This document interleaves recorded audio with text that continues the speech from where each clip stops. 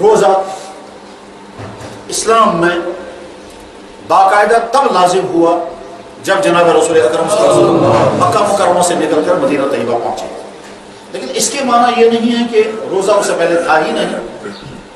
کہا جا سکتا ہے کہ اسلام کے بالکل ابتدائی دور سے ہی روزہ شروع ہو گیا تھا، لیکن جناب رسول اکرم صلی اللہ علیہ وسلم مدینہ مکہ مکرمہ میں 13 سال گزارنے کی عمر میں آپ نے تاکید کے ساتھ روزہ رکھنے کا حکم نہیں دیا.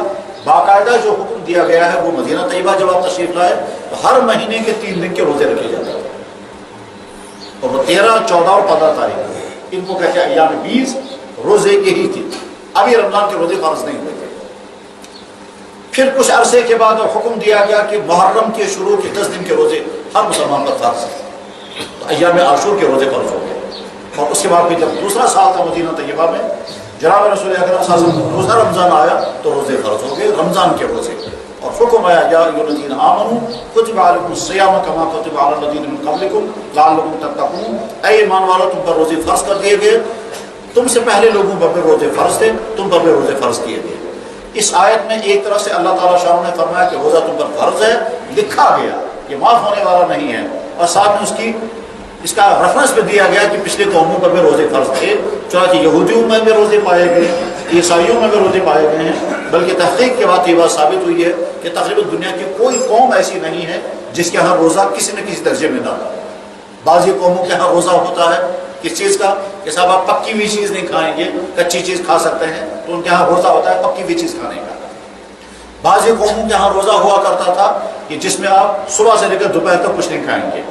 اور ایک روزہ یہ بھی تھا کہ جس میں انسان کو کھانا پینا بھی بند تھا اور بولنے کی بھی اجازت تھی، خاموش رہنا ضروری تھا. چنانچہ حضرت زکریا علیہ السلام کے روزے کا تذکرہ قرآن میں ہے، جس میں اللہ تعالیٰ شان فرماتے ہیں کہ تم لوگوں سے یہ کہنا کہ میرا روزہ ہے اس لیے میں بات نہیں کر سکتا. تو گویا ان کے ہاں روزے میں بہت خاموش رہنا بھی ضروری تھا.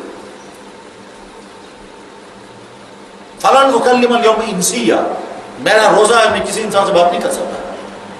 تو بات چیت کا بھی روزہ ہوتا تھا. ہندوستان کے کچھ علاقوں میں کچھ غیر مسلم مشرک قومیں ہیں جن کے ہاں روزہ ہوتا ہے اور منہ بھی بند کر کے رکھتے ہیں، بلکہ ممکن ہے کہیں کسی نے دیکھا ہوگا یا سنا ہوگا وہ منہ پر پٹی باندھ کر کے رکھتے ہیں کہ آپ بول بھی نہیں سکتے. تو ان کے ہاں بولنے کا بھی روزہ ہوتا ہے، بول بھی نہیں سکتے.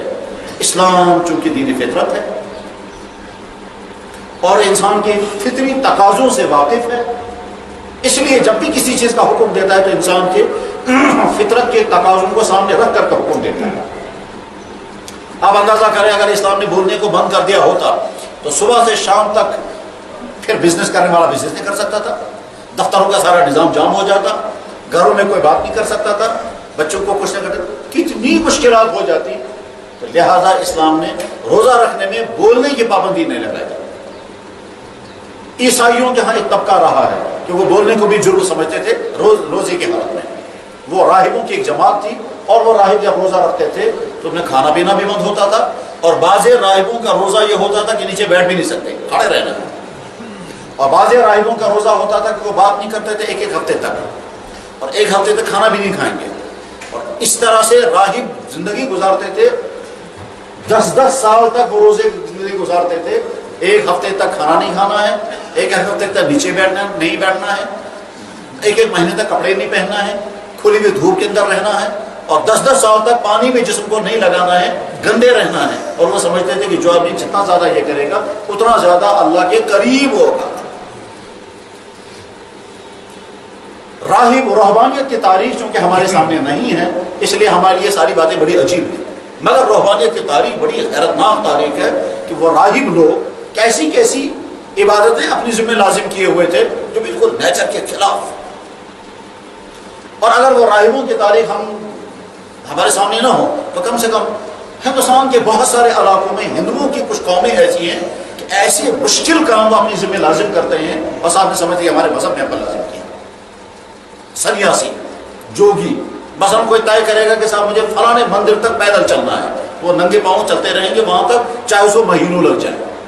بعض یہ طے کریں گے کہ صاحب مجھے زمین پر چل کر نہیں جانا ہے، تب یہاں سے وہ چٹائی بچھانا شروع کرے گا، چٹائی بچھا کر اس پر چلے گا، اس کے بعد جب ٹائی اٹھائے گا پھر اس سے آگے چٹائی بچھائے گا، اس کے بعد چلتا رہے گا، چاہے ساؤتھ ہندوستان سے اس کو نارتھ ہندوستان پہنچنا پڑے گا وہ یہ کام کرتے رہیں گے. اور اور ساتھ میں اس کو کھانا بھی کچھ نہیں ہے. کبھی وہ کہتا ہے کہ صاحب ہم کو صرف زمین کے اوپر کی چیزیں کھانی ہیں, زمین کے اندر کی چیزیں نہیں کھانی ہیں.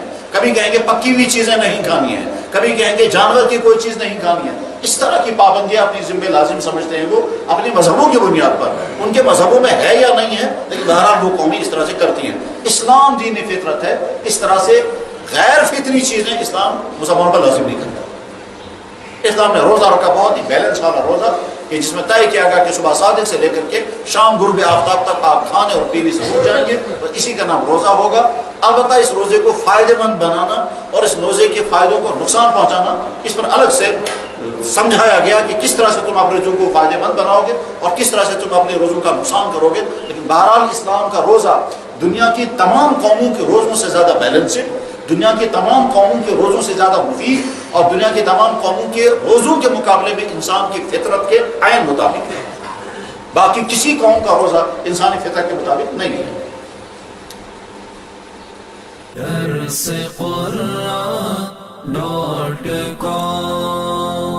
www.darsequran.com